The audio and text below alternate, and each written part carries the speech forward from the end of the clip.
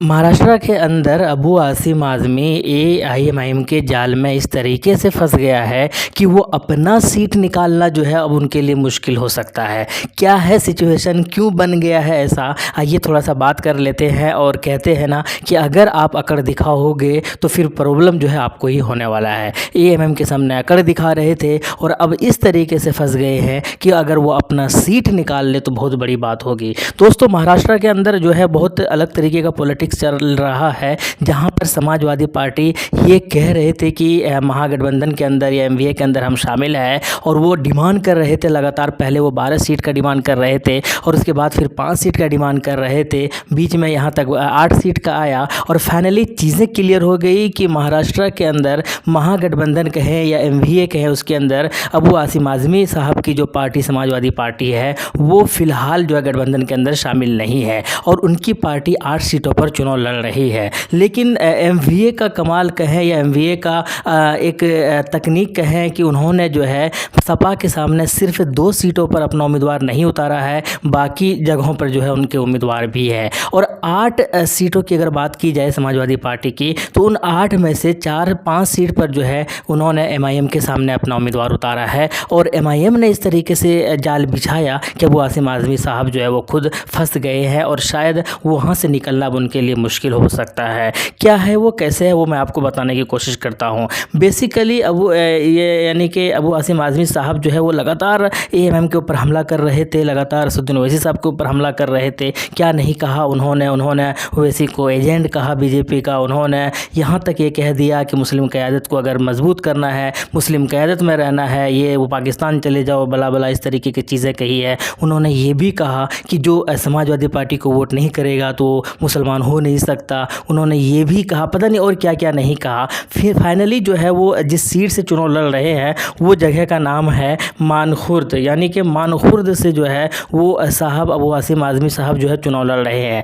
अब उनके सामने एएमएम ने भी अपना उम्मीदवार उतार दिया है। वहाँ से एमआईएम के उम्मीदवार जो है वो अतीक खान है। अब वहाँ से अबू आसिम आज़मी भी है उस सीट पर, और वहीं पर जो है नवाब मलिक भी है, और वहीं पर एमआईएम के जो है कैंडिडेट भी है, और वहीं पर जो है बीजेपी गठबंधन के भी कैंडिडेट है। हालांकि महागठबंधन एमवीए गठबंधन का वहाँ पर कैंडिडेट नहीं उतारा है, एक वहाँ पर और एक रईस कासिम शेख भिवंडी पूर्व से जो है वहाँ पर भी अपना उम्मीदवार नहीं दिया है। तो ये 2 जगहों पर नहीं दिया है, बाकी जगहों पर दिया है। बाकी जगहों पर जैसे अब्दुल गफ्फार कादरी है, वो समाजवादी पार्टी की तरफ से चुनावी मैदान के अंदर है, वो एमआईएम पार्टी भी वहाँ पर इम्तियाज़ जलील साहब औरंगाबाद ईस्ट से चुनाव लड़ रहे हैं। शान हिंद निहाल अहमद है, मालेगांव सेंट्रल से वो चुनाव लड़ रहे हैं समाजवादी पार्टी की तरफ से, और वहाँ से एमआईएम के जो है मुफ्ती इस्माइल साहब वो जीते हुए कैंडिडेट है, वो चुनाव लड़ रहे हैं। इसी तरीके से अगर हम आपको बात कर दें कि वारिस पठान साहब के सामने रियाज़ साहब को जो है वो उतारा है, रियाज़ आज़मी को उतारा है भिवंडी पश्चिम से। इसी तरीके से धुरे शहर से एमआईएम पार्टी के जो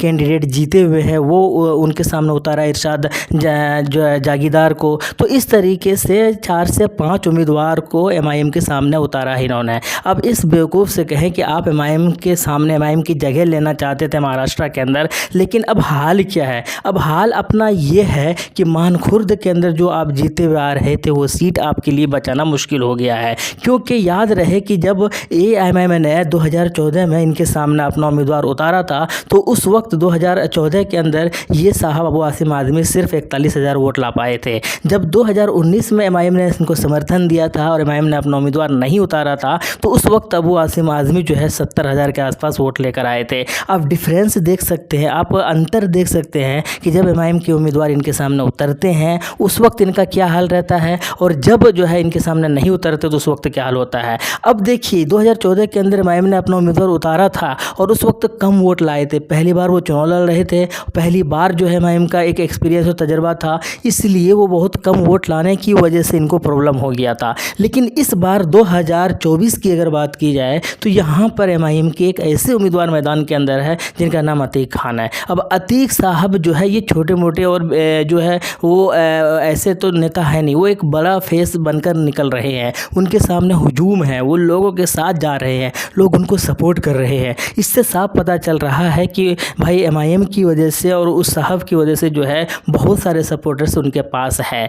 अब अगर वोटों का बिखराव होता है, अब अगर वोटों का बंटवारा होता है तो फ़ायदा इसमें किसको होने वाला है? तो आपको याद, आप सबको पता है कि फ़ायदा किसी और को हो सकता है, या तो एमआईएम की जीत भी हो सकती है, या एमआईएम की हार भी हो सकती है, या फ़ायदा किसी और को भी हो सकता है। तो इसमें नुकसान किसका होगा? तो ऑब्वियसली नुकसान इसमें सिर्फ़ और सिर्फ अबू आसिम आज़मी साहब का होगा। अब आप इतने उड़ रहे थे, अब आपने एमआईएम के ऊपर लगातार हमला और निशाना बनाया हुआ था, क्या नहीं कहा आपने? और फिर आपके सामने जब इस तरीके का सिचुएशन बन रहा है और आप चुनाव अगर हार गए हैं, तो फिर सोचिए आपको मुँह दिखाने के लायक नहीं रहेंगे। फिर किस तरीके से आप लोगों का सामना करेंगे? तो इसीलिए अक्लमंदी यही थी कि वो चुपचाप अपना सियासत करते। जैसे कि मैं आपको बात करता हूँ, उनके ही एक जीते हुए कैंडिडेट है रईस कासिम साहब। भिवंडी पूर्व से वो चुनाव लड़ रहे हैं, पहले भी वो चुनाव लड़े थे 2019 के अंदर, और उन्होंने जीत भी हासिल किया था। जीतने के बाद उन्होंने खूब जो है सपोर्ट भी किया। उन्होंने कहा कि इसमें सपा के साथ साथ जो है मजलिस के कार्यकर्ताओं का भी एहसानमंद हूँ, और मैं उनका भी नेता हूँ, उनका भी लीडर हूँ।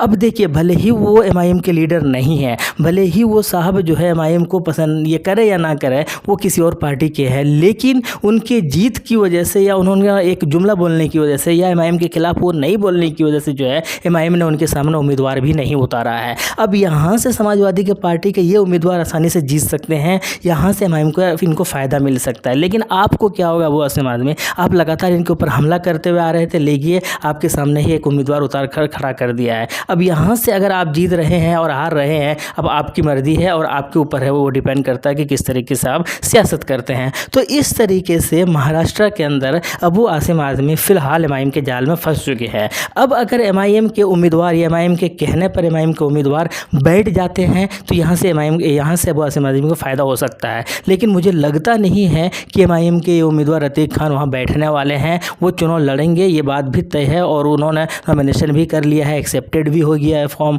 तो इस तरीके से वो चुनाव में रहेंगे, लास्ट तक रहेंगे। और इसका अगर खामियाजा वो आसिम आज़मी भुगतता है और बाद में एमआईएम के ऊपर अगर एलिगेशन लगाता है, इसका सरासर जिम्मेदार जो है ये खुद रहने वाले हैं। क्योंकि अगर आप सोचिए, अगर एमआईएम क्यों बैठाएगा अपने उम्मीदवार को? क्योंकि आपने मालेगांव सेंट्रल के अंदर जहाँ पर एमआईएम के जीते हुए कैंडिडेट है, वहाँ पर आपने जो है कैंडिडेट उतार दिया है शान हिंद नाम करके। जहाँ पर भिवंडी पश्चिम से वारिस पठान साहब चुनाव लड़ रहे हैं, वहाँ से आपने उम्मीदवार उतार दिया है। जहाँ से धुले शहर के अंदर एमआईएम के जीते हुए कैंडिडेट है, वहाँ से आपने जो है इरशाद साहब को जो है वो टिकट दे दिया है, वहाँ से अपना उम्मीदवार उतार दिया है। तो इस तरीके से जब आप एमआईएम के सामने अपना उम्मीदवार उतार रहे हैं, तो फिर एमआईएम भी तो बेवकूफ़ है नहीं, वो बच्चा है नहीं, वो भी अपना आपके सामने उम्मीदवार उतार दे रहा है। और इसमें नुकसान किसका होने वाला है? तो आपका होने वाला है। तो कुल मिलाकर आप ना तो एमवीए गठबंधन के साथ खुलकर कहने का मतलब ये है कि आप 8 सीट पर चुनाव लड़ रहे हैं, सिर्फ 2 सीट पर वो सपोर्ट कर रहे हैं। एमवीए गठबंधन ने साफ कहा है कि हम 2 सीट पर ही जो है आपको